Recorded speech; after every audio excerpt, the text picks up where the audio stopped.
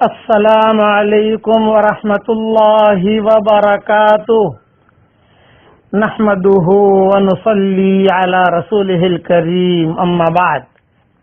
اب حضور صلی اللہ علیہ وسلم جب قباء تشریف لے گئے تو حضور صلی اللہ علیہ وسلم نے سب سے پہلے وہاں مسجد کی بنیاد ڈالی اور پہاڑوں پر سے پتھر لے کر خود حضور صلی اللہ علیہ وسلم تشریف لاتے تھے، کبھی 2 پتھر کبھی 3 پتھر۔ روایتوں میں لکھا ہے، علماء نے لکھا ہے کہ حضور صلی اللہ علیہ وسلم جب پتھر لاتے تھے تو صحابہ جا کر کہتے تھے کہ حضرت ہمیں دے دیجئے، آپ فرماتے نہیں تم بھی لے آؤ، میں خود لے کے جاؤں گا اور تم بھی لے آؤ۔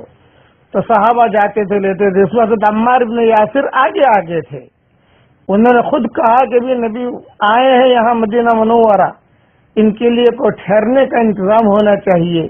کوئی یہ قباء کی مسجد جو ہے تیار ہوئی، لمسجد اسس علی التقوی من اول یوم احق ان تقوم فیہ، یہ آیت جو ہے قباء کے بارے میں نازل ہوئی۔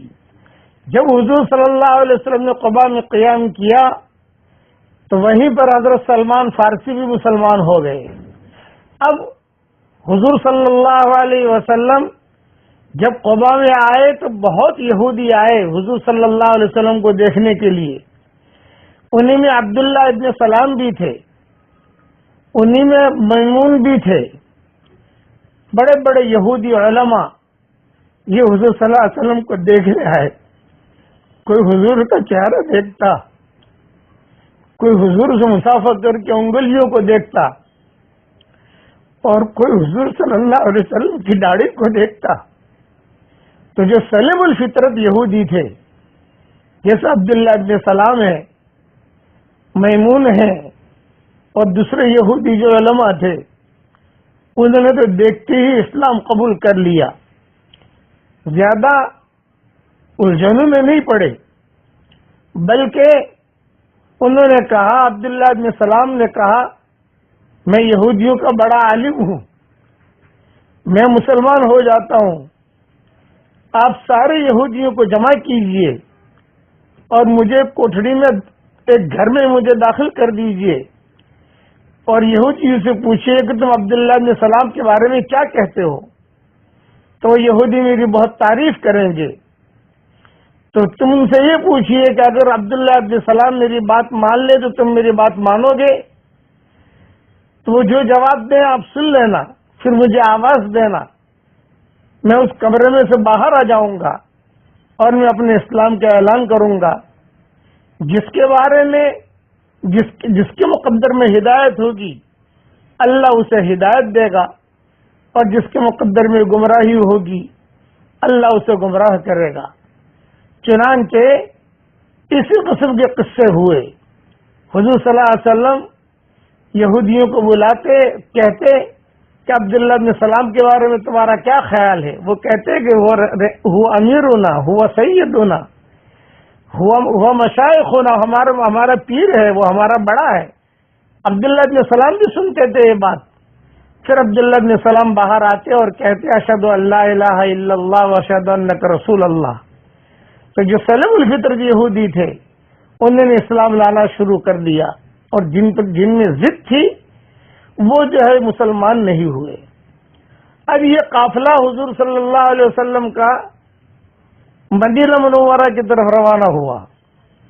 پورے کے پورے صحابہ، جس میں انصار، مہاجرین اور مشرکین بھی وہاں، چونکہ ابھی تک اسلام مدینہ منورہ میں مکمل طریقے پر آیا نہیں ہے، اور لڑکیاں، یہ سارا کا سارا جرمر جو ہے یہ روانہ ہوا، دیکھنے کے لیے آیا۔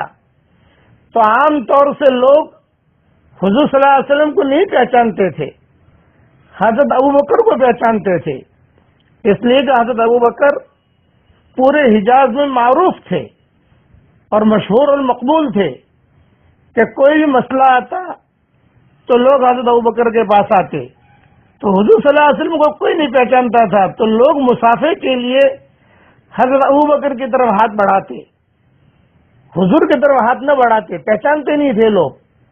تو صدیق اکبر نے حکمت سے کام لیا، اور وہ کام یہ لیا کہ حضور صلی اللہ علیہ وسلم دھوپ میں کھڑے تھے اور لوگ مسافے کے لیے ہاتھ بڑھاتے تھے ابو بکر کی طرف، تو ابو بکر اشارہ کر کے کہتے تھے کہ ہذا نبی اللہ، یہ اللہ کے نبی ہیں، ان سے مسافہ کرو۔ ابو بکر کہتے کہتے تھک گئے، کتنوں کو کہیں کہ یہ اللہ کے نبی ہیں؟ تو صدیق اکبر نے رومال لیا اور رومال لے کر دونوں ہاتھوں سے حضور صلی اللہ علیہ وسلم پر سایہ کیا، تو صدیق اکبر کے دونوں ہاتھ مشغول ہو گئے اور لوگ سمجھ گئے کہ نبی جو ہے سائے میں جو کھڑے ہیں وہ اللہ کے نبی ہیں۔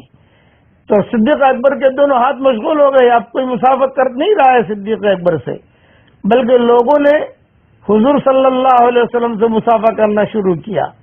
حضور صلی اللہ علیہ وسلم بہت پیار سے مسافہ کرتے تھے، بہت محبت سے مسافہ کرتے تھے۔ اس میں یہودی جو بڑے بڑے علماء تھے وہ حضور سے مسافہ کر کے حضور کے ہتھیلی کو دیکھتے تھے، تل کے جو نشانات ہوتے، تل کے نشانات، کبھی انگلی پر نشان ہوتا ہے، کبھی ہونٹ پر نشان ہوتا ہے، کبھی جو ہے گال پر نشان ہوتا ہے، رخسارے پر نشان ہوتا ہے تل کے۔ یہ ایک علم تھا اس زمانے میں، جس سے لوگوں پیشانی پر کسی کے نشان ہوتا ہے، کسی کے انگلی پر، کسی کے داہنی انگلی پر ہوتا ہے، کسی کے بائیں انگلی پر ہوتا ہے۔ یہ ایک مستقل ایک مضمون ہے جو میں کئی مرتبہ بیانوں میں کہہ چکا ہوں۔ تو یہودیوں کے یہاں یہ علم ہوتا تھا، وہ دیکھتے تھے، تو جو سمجھدار یہودی ہوتے تھے وہ سمجھ جاتے تھے کہ یہی وہ آدمی ہے جس کا ہمیں انتظار تھا، یہی وہ شخص ہے جس کا ہم انتظار کرتے تھے، اور کہہ دیتے تھے کہ بس ان کی بات مان لو، ان کے مقابلے کی کوشش نہ کرو، وہ مسلمان ہو جاتے تھے۔ بقیہ تفصیل کل انشاءاللہ پوری کروں گا۔ اب پڑھ لیجئے میرے ساتھ۔ ربنا هب لنا من ازواجنا وذرياتنا قرة اعین واجعلنا للمتقین اماما۔ یہ دعا پڑھتے رہنے چاہیے تاکہ ہماری اولاد دیندار بنے، ہم سب کی آنکھوں کی ٹھنڈک بنے۔ بقیہ تفصیل کل انشاءاللہ پوری کروں گا۔ سبحان ربک رب العزت عما یصفون وسلام علی المرسلین والحمد للہ رب العالمین۔